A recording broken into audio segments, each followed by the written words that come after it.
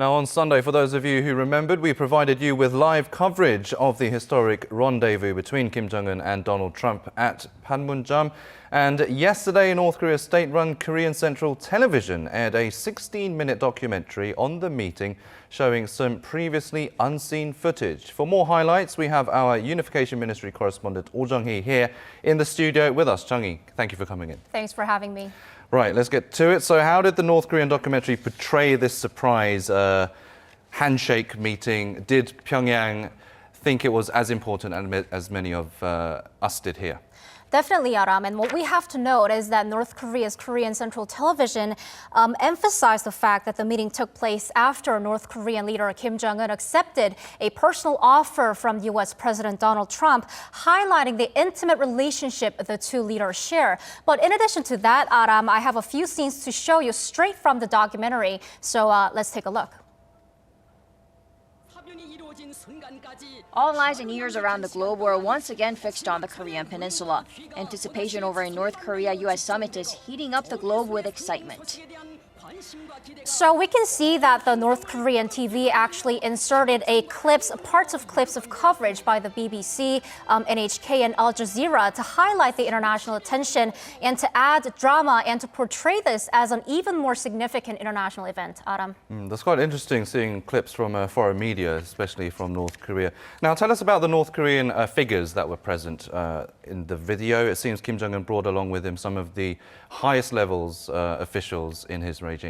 That's right. From the moment when North Korean leader Kim Jong-un was walking out of the Panmun Pavilion, which is located in the North Korean side of Panmunjeom, we can see that a number of top aides were accompanying Kim Jong-un. So they are the North's Foreign Minister Lee Yong-ho and first Vice Foreign Minister Choi Sun-hee, both Pyongyang's top nuclear negotiators. We also see Kim Jong-un's sister Kim Yo-jong, whom South Korea's intelligence says recently rose into leadership, and Hyun Song-wol, a well-known musician as well as a trusted politician, now in charge of protocol. Now, here's a figure we have to pay attention to. This is Jang Kim-chol, the new head of the North Korean ruling party's United Front Department. Remember how Kim Yong-chol, the former top nuclear envoy, used to head this division. But in this video, Kim Yong-chol is nowhere to be seen, and his successor, Jang Kim-chol, was seen in public for the very first time. That is interesting because there has been a reported reshuffle in the regime. That's so right. I think a lot of attention was paid attention to who was present with Kim Jong-un at the time. Now, looking at that documentary, were there any scenes in particular that stood out for you?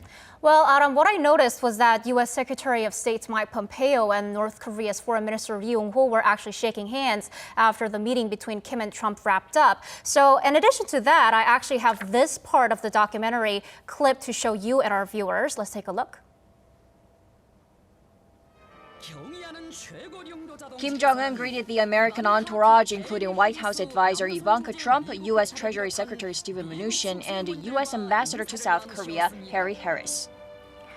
And this clip is not from the documentary, but from other footages. U.S. officials are chatting with North Korean senior officials. Beacon was spotted talking to Kwon Jung-gun in the Freedom House. Kwon is a senior North Korean diplomat who recently denounced South Korea and the U.S. Choi Sun-hee and Allison Hooker were also standing on the other side, chatting. Right, Jung-hee, so this was the third face-to-face meeting between Kim Jong-un and Trump after much of will they or won't they. Were there any hints of a possible future summit or another summit between the two? Well, what we know so far is that Kim Jong-un and Trump actually promised to have another summit, though we don't know when or where that's going to take place.